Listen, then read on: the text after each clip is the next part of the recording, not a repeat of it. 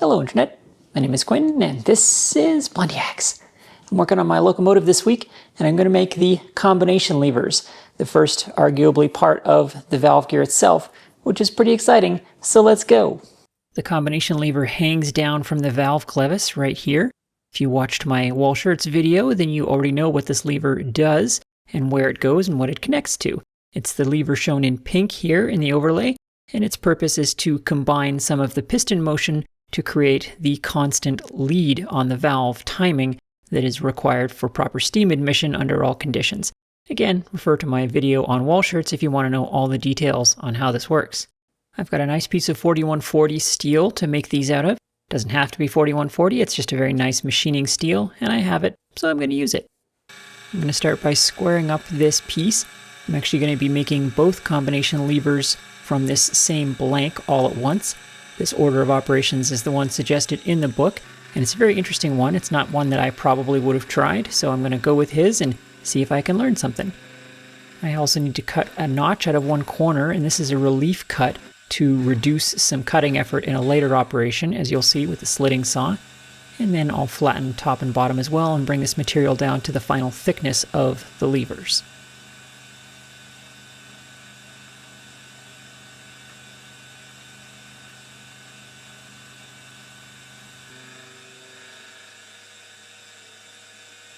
While in this setup, I'm going to mill a little pocket on this blank, and this is going to rough in the relief on the backs of both of these combination levers. This will make way more sense in a moment. The purpose of this cut is really to reduce the amount of work we're going to need to do later with a side milling operation that's going to create the proper radii and final dimension on the undersides of these levers.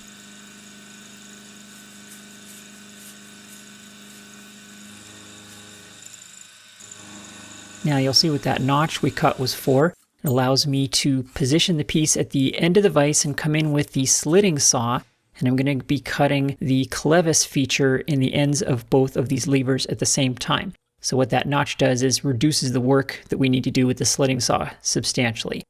I'm going to center this saw up by finding the top of the work and the bottom of the work with a feeler gauge and dividing the DRO value between those by 2, and that will get me centered up. Now this slot is actually a little bit wider than my slitting saw, so I'm actually moving the saw a little bit above center, and I'm going to make a pass, and then I'm going to make a second pass a little bit lower to widen out the slot. Now that's not something that you typically want to do with slitting saws if you can avoid it, because slitting saws are fairly thin, and they will tend to deflect into an existing slot if there's one nearby. However, this is a pretty thick saw, so I think I can get away with it. So after doing the one cut, I bring the saw down for the difference between the width of the slot and the thickness of the saw, and make another pass. We'll need to do another pass later to round the ends of these slots with an end mill, and you might wonder, well, why not just cut the whole slot with an end mill? I think Kozo's reasoning here is that it's quite a bit quicker to do this with a slitting saw because the slots are so deep. With a tiny, tiny end mill like this, you'd have to take very light cuts, and you'd be there all day cutting these deep slots. I'll check the dimension with a gauge pin here, and that looks good. I seem to have gotten away with that. If that slot was undersized, it would mean likely that the saw had deflected a little bit, and you might be able to correct that with a spring pass or some filing. But actually that slot came out really nice. I'm very pleased with that. As I said, we're going to still need to round the end of that a little bit with another cut later on, but more on that in a minute. Now, the next step is to stand this blank up on edge, and I can come in with a 4mm end mill and plunge at each end of that roughed-in relief cut that we made. This is going to create the 2mm radius on the underside at both ends of these levers as specified in the drawing. Again, this is Kozo's order of operations. Now, after the plunging, we then feed across the back, and we're just taking a little bit of material off. We've intentionally left a few thousandths of material in that roughing cut that we did so that this side milling cut can just finish that off without taking too heavy of a cut and leave a really nice consistent finish without needing multiple passes. We go all the way to the destination point for the other fillet and then come back out and we should be done.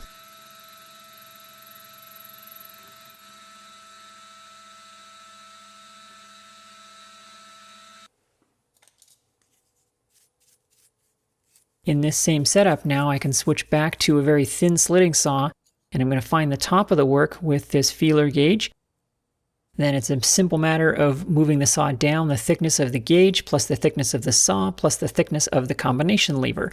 And spool it up and slice a combination lever off the top of this blank like a piece of bread or cheese or some sort of metaphor involving hot knives and butter. I don't know.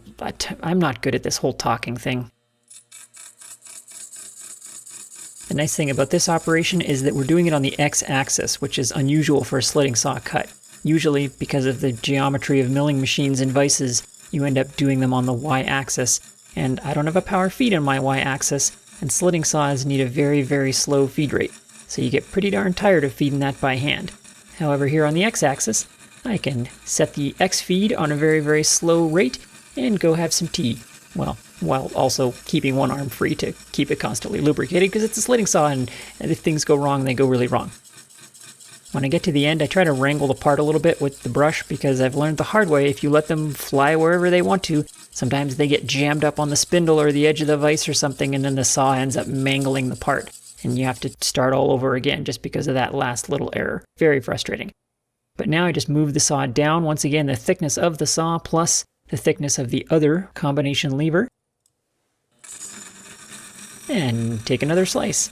And we could do this all day if we had tall enough blank for more combination levers.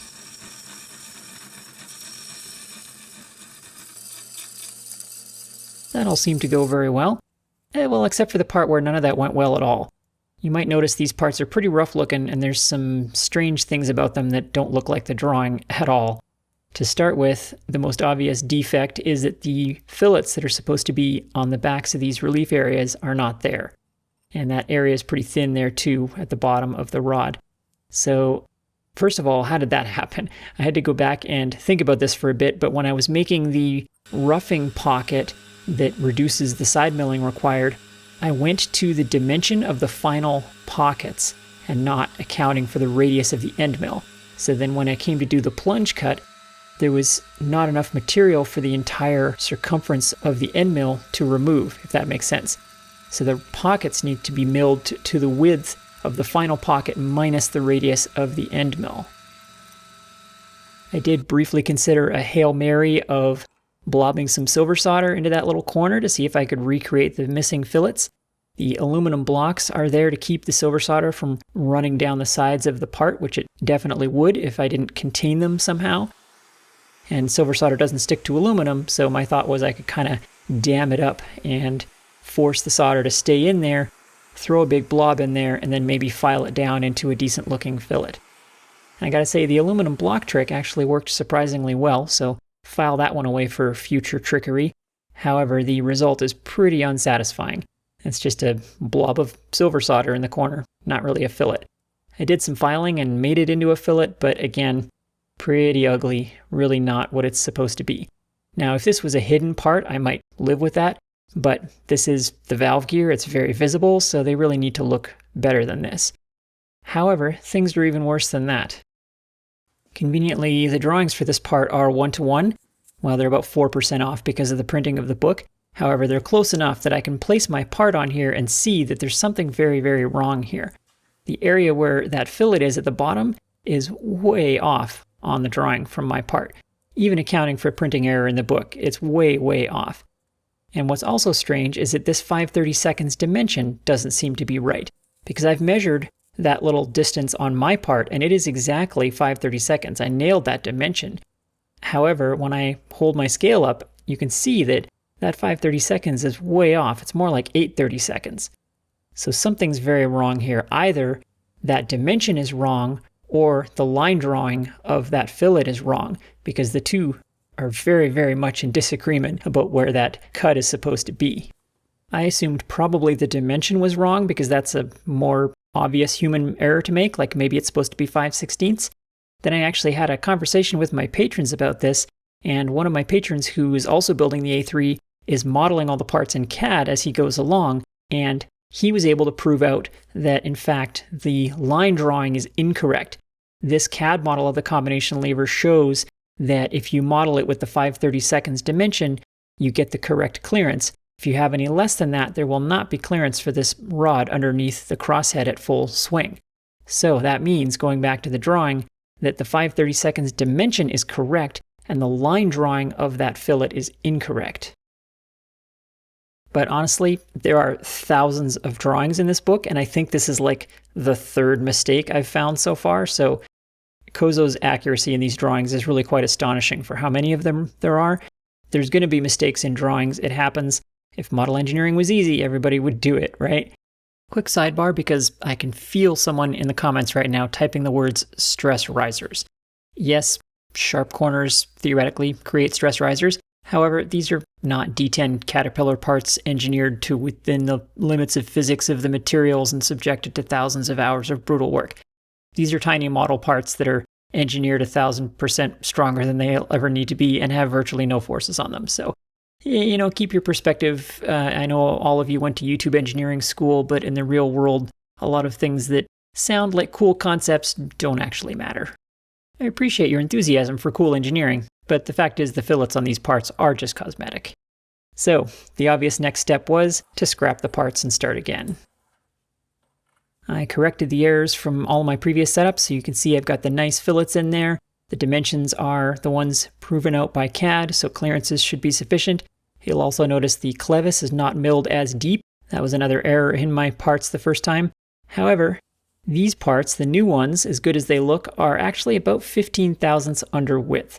And that's because when I was slicing them like bread and hot butter and whatever off of the blank, I forgot to account for the thickness of the saw. Luckily, the saw was very thin, so the error is quite minor, and it's not going to affect the parts, so I'm going to roll with them. That's the fun thing about remaking parts. It goes much faster the second time, and you get to make all new mistakes. Now there's a bunch of holes that get drilled at both ends of these for all the pins and things that make them levery stuff valve gear words, and those get reamed out 2 mm, amusingly. There's a surprising number of metric dimensions in these valve gear parts. It's pretty clear at this point Kozo designed this locomotive in metric and then converted it to imperial after the fact so that the book would be more successful in the cave person countries that some of us live in. Finally, here's that little plunge cut I talked about to round the bottom of the clevis at the top of these levers. This is such a tiny end mill. This is a 1/16th end mill, and you really wouldn't want to try and mill out this entire slot, I don't think, with an end mill this small. And also the end mill actually struggles to go deep enough.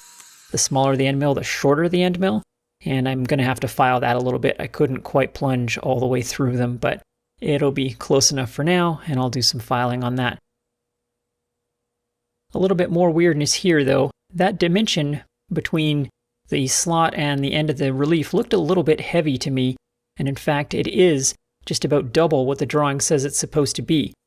And in fact, if you look at the other drawing of the main part, again, the dimensions are correct, and I made mine to the dimensions. I've quadruple checked all of my dimensions are correct, but again, the line drawing here seems to be incorrect. It shows that slot being much closer to the relief than it is if you make the part to the dimensions. This will be easily corrected later if I need to with some additional plunge milling, but I'm going to leave that for now and we'll see how it shakes out with the rest of the valve gear. If I had to hazard a guess as to what happened here, maybe Kozo made these levers based on his initial drawings and then realized he needed a little more clearance on the backs of them, updated the dimensions, but then didn't redraw the parts. Just a guess. Again, I got to emphasize what's really amazing is how few mistakes there are, considering how many drawings there are in these books. The error rate is incredibly low for a project of this scale. Lest we forget, Kozo designed this locomotive entirely with traditional drafting methods. There was no CAD model or anything modern used. So he's just visualizing all these parts in his head and drawing isometric drawings of them with traditional methods. Really quite amazing. Now we've got some tricky aesthetic cuts to make, however. First of all, I'm going to need the rotary table, and I'm going to need a way to fixture these tiny parts. So I'm going to make a sub-fixture plate, fixture plateception, if you will. I'm going to do that with these little guys. If you haven't seen these are transfer screws. They are basically a hardened set screw with a little point on the end, and they allow you to easily and accurately transfer threaded holes from one part to another. The storage tube is the tool that allows you to thread them in and out. They have a little hex profile on the end, and then you can place the mating part on there like so. Give it a little tappy tap tap, And presto, you've got perfectly aligned punch marks on the mating part. Now the mill is a little bit busy, so I'll go over to the trusty float lock vise and drill those out on the drill press. Or pillar drill if you have a British accent.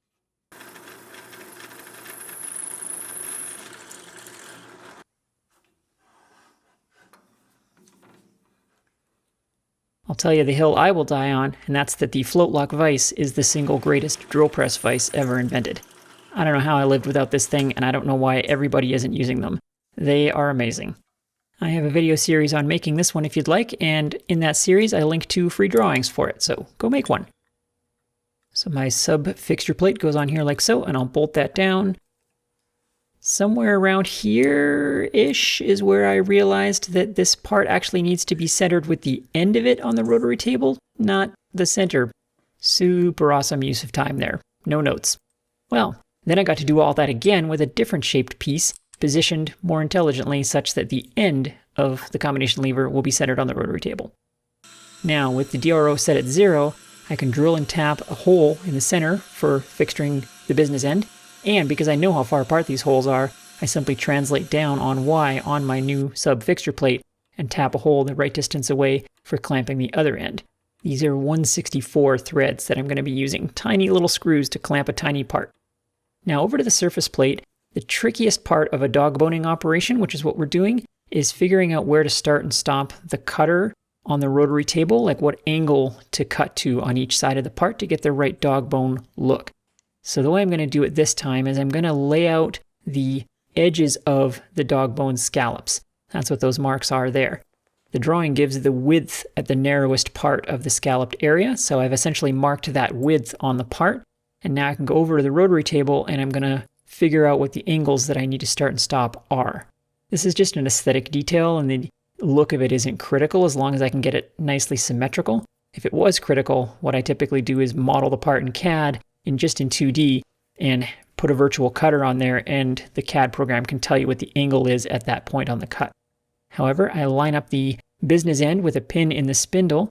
I've got the other end clamped down to hold it in place temporarily, and then I carefully pull that reference pin out and slide it back without moving it and put a screw in that end as well. And so then it should be perfectly centered on the spindle with the DRO at 0 and clamped in place. Now I put in a pin that is the size of the cutter I'm going to use, and I'm going to figure out what angles to cut to on the rotary table. So I'm just doing this by eye, looking for the edge of that pin to touch those layout lines that I did on the surface plate. And once I figure out what looks like a good angle on one side, I just go to the same angle on the other side, and it'll come out symmetrical. I swing around to the other side and double check, and yeah, same angle of the other way, looks good. So let's go ahead and do the cut. I plunge down at my starting angle, and then feed around to my finishing angle. And if I did all that right, then the end result should be a nice looking dog bone. I guess we'll find out in a moment.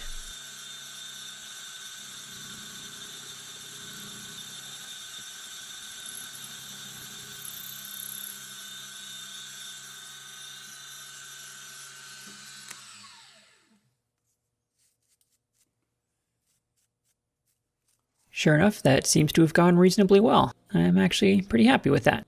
That's a difficult feature to do, especially at this scale. These parts are so tiny. Now while I'm here, I might as well set up the other end, which gets a standard end rounding, no dog bone, just a standard end round, so cutting from 0 to 180 on the rotary table, pretty straightforward. Or at least it would be, except that these cuts actually didn't go great, as you'll see in a second. It turns out that actually those tiny brass screws were not really enough to hold these parts, and during these end roundings, they moved a little bit, which distorted the cut.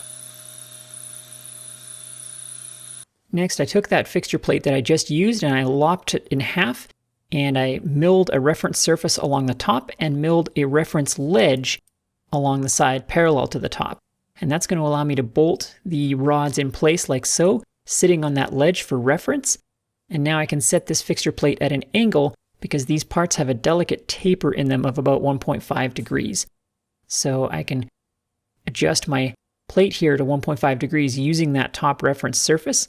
And now I know that if I clamp the parts in there up against that ledge, not using the screws for reference, I'm using that little ledge on the side of the part, then that should hold the parts consistently at 1.5 degrees, and I can cut one side of both combination levers in this setup.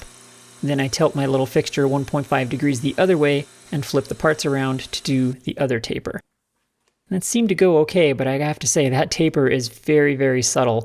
It's like 20 thousandths over an inch and a half, 1.5 degrees. So, I mean, if you know it's there, you can kind of see it, but I'm honestly not convinced it was worth the effort for how subtle it is, and I guess you'll be the judge. And after that was a whole lot of fitting and finishing time. There was sanding to remove tool marks, there was some red Scotch Brite wheel action to soften edges and give things a little bit of luster. There was some needle filing time to blend together little boo-boos from starting and stopping the cutter, and some of my places where the dog boning wasn't quite accurate. And like I said, I did have to massage the tops of them because I didn't get a perfect end rounding, so they ended up a little bit more bullet-shaped than perfectly pill-shaped because I had to work with what I had on the misshapen cuts from the parts having moved. But, I did what I could. I was not going to make these parts a third time. I think they're good enough. I'm pretty happy with where I landed on them, and hopefully you'll be kind in the comments. These parts are really, really small, and I'm having to learn all new skills to work with parts this small. For example, how to clamp them on the rotary table so they won't move because tiny brass screws are not strong enough. I might have to make an even smaller fixture plate with even smaller strap clamps. We'll see. Or I might just start making bigger locomotives. I don't know. But let's get them on the locomotive and see how they look. As I keep saying on this project, they're not perfect, but I think they're good enough, and my main goal here is to finish my first locomotive. I don't want to be yet another old person with a perfect but 40% finished locomotive in their garage when they die, and I hope this isn't my last locomotive, so I'll make the next one better, but this one I just want to finish it and make it good enough. It is pretty exciting to have the first piece of real valve gear on there now. Things are starting to come together, and I'm pretty excited to see how this all moves.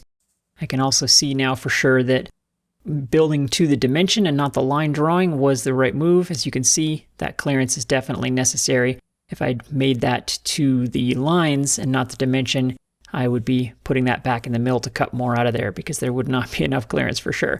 So my patron's CAD drawing was correct, and I'm glad he shared that with me.